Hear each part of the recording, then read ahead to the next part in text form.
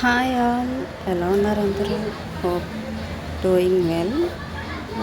అందరూ ఆవకాయ పచ్చడి పెట్టేసుకున్నారా?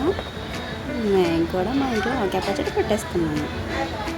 ఎలా పెట్టామో ఏంటో అనేది చూపిద్దామని వీడియో తీసాను.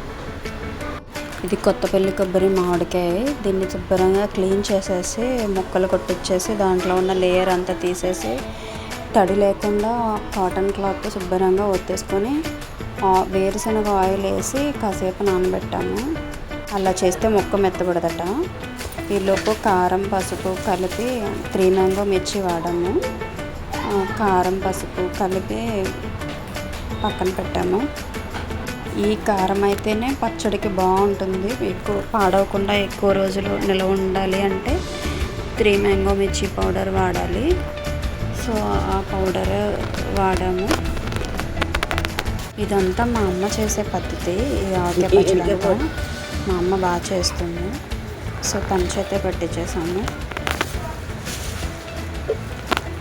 ఒలిచిన వెల్లుల్లిపాయలు, కారం ఇవన్నీ ఒకసారి కలిపేసుకొని ఆవకాయ ముక్కల్లో వేసి శుభ్రంగా కలిపేసాము. దానికి కంపల్సరీ వేరుశనగ ఆయిల్ వాడాలంట. ఎందుకంటే పచ్చళ్ళకి ఎక్కువగా వేరుశనగ ఆయిల్ ప్రిఫర్ చేస్తారు.